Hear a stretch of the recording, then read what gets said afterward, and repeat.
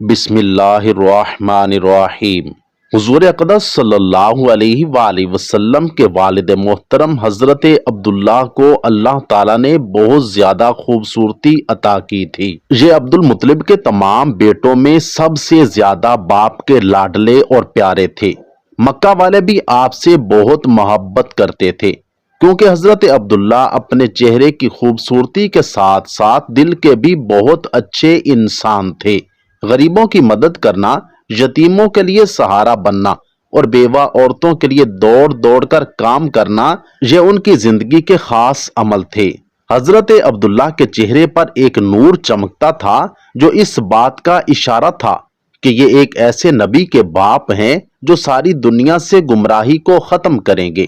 ایک دن حضرت عبداللہ بازار سے گزر رہے تھے کہ ایک یہودیہ عورت نے حضرت عبداللہ کو اپنے پاس بلایا، جس کا نام فاطمہ بنت مر تھا۔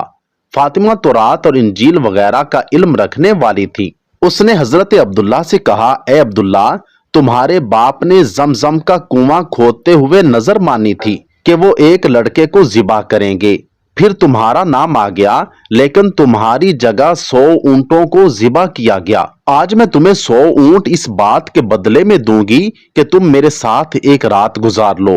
حضرت عبداللہ تو ظاہر ہے کہ ایک شریف النفس انسان تھے، ان سے تو بالکل بھی یہ چیز برداشت نہیں ہوئی کہ وہ کسی حرام کام میں مبتلا ہوں، تو انہوں نے اس عورت کی بات نہیں مانی اور پھر حضرت عبداللہ وہاں سے اپنے گھر کو چلے گئے۔ کچھ دنوں کے بعد عبد المطلب نے اپنے بیٹے عبداللہ کی شادی مدینہ کے ایک بہت اونچے خاندان کی بیٹی حضرت آمنہ سے طے کر دی، اور پھر کچھ دنوں کے بعد دونوں کی شادی ہو گئی اور حضرت عبداللہ بی بی آمنہ کو لے کر اپنے گھر آ گئے۔ کچھ دن بعد حضرت عبداللہ کو وہی یہودیہ عورت بازار میں پھر سے ملی اور وہ کہنے لگی کہ اے عبداللہ، میں کوئی بدکار عورت نہیں ہوں، بلکہ میں ایک شریف گھرانے سے تعلق رکھتی ہوں۔ میں نے اس دن جو تم سے کہا تھا کہ میرے ساتھ ایک رات گزار لو، وہ صرف اس وجہ سے کہا تھا کہ میں نے تمہارے ماتھے پر آخری نبی کا نور دیکھا تھا۔ میں چاہتی تھی کہ وہ نور مجھے مل جائے اور میں اس نبی کی ماں بن جاؤں، لیکن تمہاری بیوی آمنہ اس میں بازی لے گئی۔ حضرت عبداللہ اپنی بیوی حضرت آمنہ سے بہت زیادہ محبت کرتے تھے۔ حضرت آمنہ بھی بہت زیادہ خوبصورت تھی۔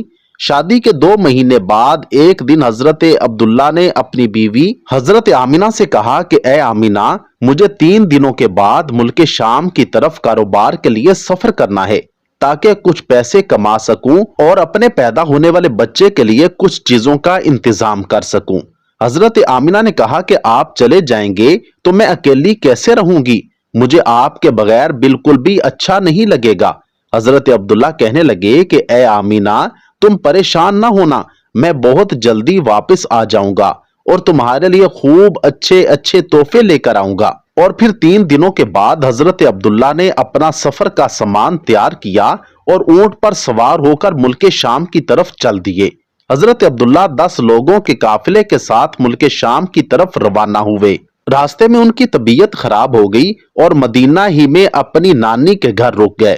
وقت گزرتا گیا، حضرت آمنہ ہر روز اپنے شوہر کا انتظار کرتی اور ہر آنے جانے والے سے ان کی خبر معلوم کرتی کہ میرے شوہر عبداللہ کب آئیں گے، لیکن ان کو کوئی صحیح جواب نہ ملتا۔ جب بھی مکہ میں کوئی قافلہ تجارت کر کے واپس لوٹتا تو حضرت آمنہ گھر کے دروازے پر کھڑی ہو جاتی کہ شاید میرے شوہر عبداللہ آ گئے، لیکن بعد میں خبر ملتی کہ عبداللہ اس قافلے میں نہیں ہیں۔ 2 مہینے کے بعد ان 10 لوگوں کا قافلہ مکہ واپس لوٹا جن کے ساتھ حضرت عبداللہ گئے تھے۔ ان کے مکہ پہنچنے کی خبر ایک دن پہلے ہی مشہور ہو گئی۔ یہ سن کر حضرت آمنہ بہت خوش ہوئی کہ میرے شوہر واپس آ رہے ہیں۔ عبد المطلب بھی بہت زیادہ خوش ہوئے اور لوگوں سے پل پل کی خبر لیتے کہ وہ قافلہ ابھی کہاں پہنچا ہے، کتنے دنوں میں آئے گا۔ جس دن یہ قافلہ مکہ پہنچنے والا تھا، اس دن حضرت آمنہ نے خوب اچھے کپڑے پہنے اور بہت اچھی طرح تیار ہو کر گھر میں بیٹھ گئی۔ حضور صلی اللہ علیہ وآلہ وسلم اس وقت اپنی ماں کے شکم میں 4 مہینے کے ہو چکے تھے۔ آخر وہ صبح بھی آئی جب یہ 10 لوگوں کا قافلہ مکہ پہنچا۔ حضرت عبد المطلب کو جیسے ہی خبر ہوئی تو دوڑتے ہوئے قافلے کے پاس پہنچے، لیکن حضرت عبداللہ نظر نہیں آ رہے تھے۔ परेशान होकर काफिले वालों से पूछा कि मेरा लड़का अब्दुल्ला कहाँ है, वो नजर नहीं आ रहा। काफिले वालों ने जवाब दिया कि जाते वक्त मदीना के पास ही रास्ता में अब्दुल्ला की तबीयत खराब हो गई थी, इसलिए वो मदीना में ही अपनी नानी के घर रुक गए थे, उसके बाद हमें मालूम नहीं। यह सुनते ही हजरत अब्दुल मुत्तलिब ने अपने बड़े बेटे हारिस को कहा कि ए हारिस, जल्दी से अपना घोड़ा निकालो और मदीना की तरफ सफर करो और जाकर देखो कि मेरे बेटे अब्दुल्ला की क्या हालत है, और फिर जल्दी से आकर मुझे खबर दो। हजरत आमिना का दिल आज फिर से टूट गया। वो उम्मीद बांधे बैठी थी कि आज मेरे शोहर आएंगे, लेकिन खबर तो कुछ और ही पहुंची। इधर हारिस ने बहुत तेजी से अपना घोड़ा मदीने की तरफ दौड़ाया। 3 दिनों के सफर के बाद वो मदीने पहुंचे और नानी के घर जाकर मालूम किया कि अब्दुल्ला कहाँ है, तो एक दिल को दहला देने वाली खबर उनके कानों में पड़ी। घर वालों ने बताया कि ए हारिस, अब्दुल्ला की तबीयत बहुत ज्यादा खराब थी, उन्हें दिल का दौरा पड़ा था और उनकी अभी 1 महीना पहले वफात हो चुकी है। हमने उन्हें नाबगा नाम की जगह पर दफन कर दिया है। यह सुनकर हारिस की भी आंखों से आंसू आ गए, क्योंकि वो भी अपने छोटे भाई अब्दुल्ला से बहुत मोहब्बत करते थे। और फिर ये वापस मक्का पहुंचे और अपने वालिद अब्दुल मुत्तलिब को खबर दी, तो हजरत अब्दुल मुत्तलिब के होश उड़ गए और उनकी आंखों से आंसू बहने लगे और अपने बेटे अब्दुल्ला की वफात का गम बर्दाश्त न कर सके, लेकिन फौरन खुद को संभाला और सारे लोगों को जमा करके कहा कि लोगों, आमिना को इसकी खबर न होने देना, क्योंकि उसके पेट में अब्दुल्ला का बच्चा है। मैं चाहता हूं कि मेरे अब्दुल्ला की नस्ल आगे चले, वो बे औलाद ना रहे, उसके घर भी एक लड़का हो जो मेरे अब्दुल्ला का वारिस बने। हजरत अब्दुल मुत्तलिब ने शिफा नामी एक दाई को बुलाया और कहा, ए शिफा, तुम आमिना को बहुत समझा बुझाकर और बहुत तसल्ली देकर ये खबर सुनाना कि उनके शोहर की वफात हो गई है, लेकिन ख्याल रखना कि उनके ऊपर ज्यादा बड़ा सदमा न लगने पाए, क्योंकि उनके पेट में बच्चा है।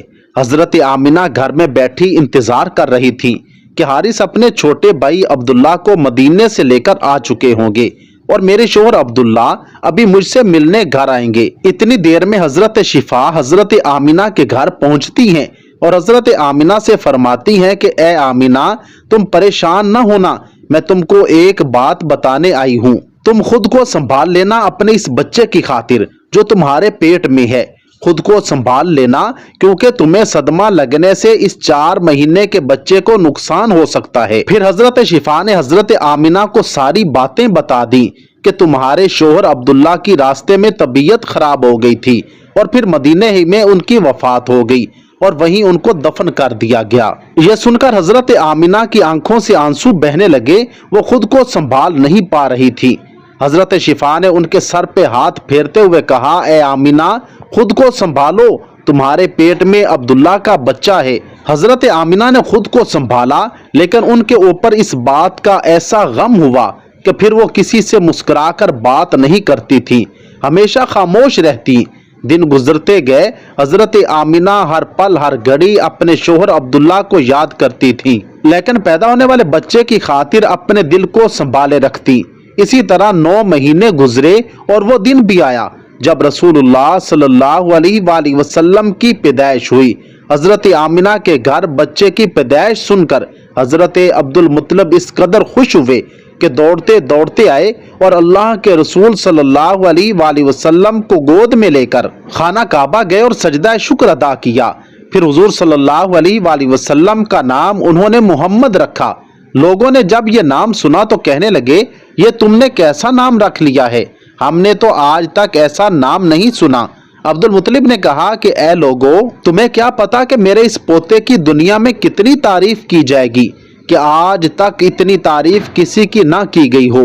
हजरत अब्दुल्ला के सारे बड़े भाई हुजूर सल्लल्लाहु अलैहि वसल्लम की पैदाइश पर बहुत खुश हुए, यहाँ तक कि अबू लहब को जैसे ही उसकी कनीज सोबिया ने आकर खुशखबरी सुनाई कि अबू लहब तुझे भतीजा मुबारक हो, तो अबू लहब इतना ज्यादा खुश हुआ कि उसने अपनी कनीज हजरत सोबिया को हुजूर सल्लल्लाहु अलैहि वसल्लम की खिदमत के लिए आजाद कर दिया। ये उन खुश नसीब खवातीन में से हैं जिनको इमामुल अंबिया रहमतुल्लिल आलमीन सल्लल्लाहु अलैहि वसल्लम को दूध पिलाने की सआदत मुयस्सर हुई। کیونکہ ابتدا میں آپ صلی اللہ علیہ وآلہ وسلم کو حضرت آمنہ نے اور ان کے بعد حضرت صوبیہ رضی اللہ تعالی عنہما نے دودھ پلایا۔ اللہ رب العزت سے دعا گو ہوں کہ اللہ رب العزت ہمیں سیرت مصطفیٰ صلی اللہ علیہ وآلہ وسلم کو پڑھنے، سمجھنے اور اس پر عمل پیرا ہونے کی توفیق عطا فرمائے۔